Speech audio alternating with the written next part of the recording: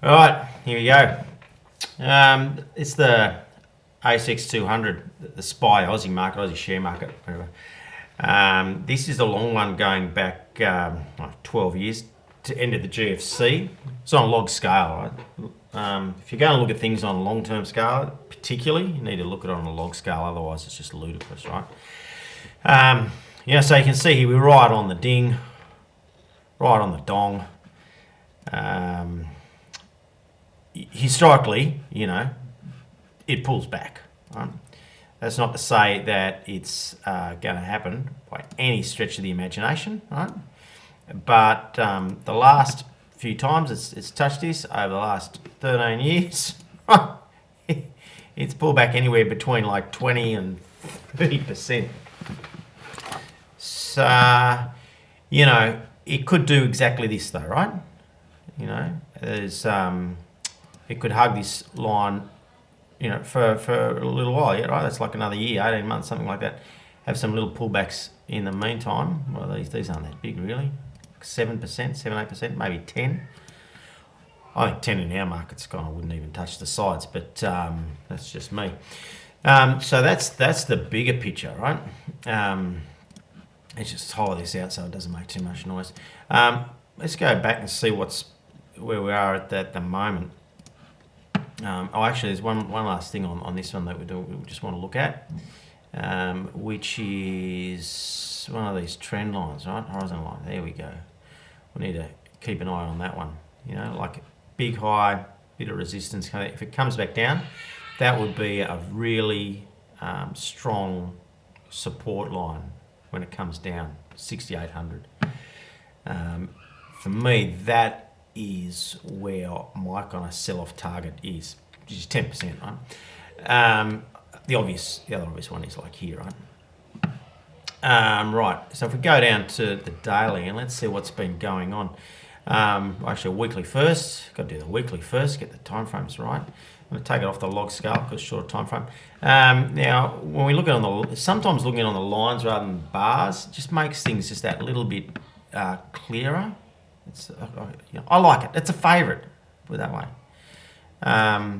Not the be all and end all, nothing is. But you can see like it's broken through here, right? Once the trend's broken, obviously it could be the start of a new trend, right? It could be something totally different, right? You could just say, well, we're going to pick up this trend here, right? And say, okay, we're not in a diagonal, we're in a just in a normal whatever, right? But this line is breaking, and the important thing is in the US overnight, right? It broke down again, right? So this is a really standard bear flag. It has a leg down, winds down the clock, has another leg down. This really is like one, the length of that one, like it's kind of, basically like, 1-to-1, like 165 points, under 150 points, well, 170 to the low there. That's really to be expected. Where it's broken down to in the futures overnight, I was up in the wee hours looking at it. It's around about 73.50. So this low here, which to me, if it starts breaking that low, then it's going to be definitely doing more technical damage. It could be a turner. I suspect there's more selling to go in the US. If I've got a video you might have seen on the US market where I think there's going to be some selling following through, which could take our market lower. The Evergrande situation, that could be like a catalyst for our market.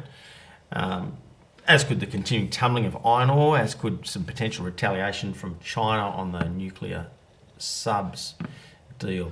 So it's going to come in, our market should open somewhere around about 73.50, all things being equal. The futures spiked down below 7,300. There's a 30-point discount, right, between the futures, deck futures and the cash market, which is around about 73.30. So that's where it spiked down to. So it could have a little bit of a washout. Typically our market the last months, right, seen strong selling in the morning, strong buying typically, 10, 11, latest 12, and then it tails off in the afternoon. That's been not every day, but that's a reliable pattern. It certainly happened on Friday. But that Friday was a bit different, futures roll and a few other things. Let's take a closer look here. Now, what I've been doing, I'm still short this market. More as I was short in this range here on the thing of a breakdown. Basically because it came here, did the flag, came down again, leg back up, hit this resistance, right? So for me, that was good time to short it. So short it, had a stop up here. There was this weird spike on Friday, partly due to the roll, I think. But again, that was like you can see, like on the things, that's like the 10 or 11 o'clock, rally, right? Opens. 11 o'clock rally starts tumbling down. When it started tumbling down, I shorted it again. Dusted like kind of 20 points up here, but still short. And rode it down in the futures down all night. Still short. I guess if it starts breaking up above here, like 73.70, all right. In the future, sorry, around if the cash, to be a bit more clear, so it's in the morning, a bit incoherent. If it breaks down here, you'd obviously look for it to come back here as a bit of a retest, right? If it rejects, if it finds support here and comes back, it should come back to this level. And again, my stop will be like a little bit above there. The trend here is still kind of down. And that long-term trend is still broken. Yeah, that lines up pretty well. So I'm seeing I'm positioned for further weakness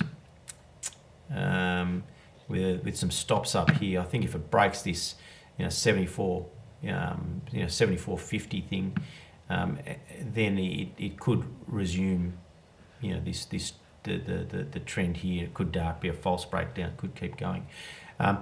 This level, 7100, and then which is this previous low here, right, 7200, sorry, that would be a big level for it to break. So I'd expect to find a bit of support there. You can see it's choppy through here, so there's a good chance it'll be choppy through there. Similarly, the next target is this 6900. That's the trend line going back to the GFC high, and that's that 10% pullback.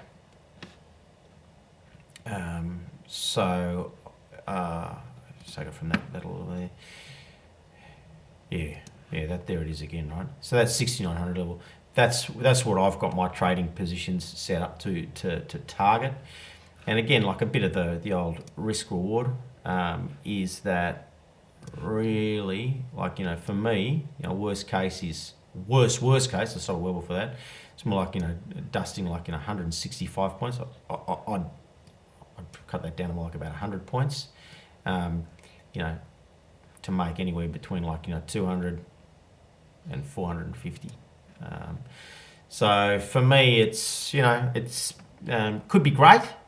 It could be mediocre. It could be not so bad. Right? That's the way I've got that trade set up. Look, I think that's about it, mate. Have a good one. Catch you later.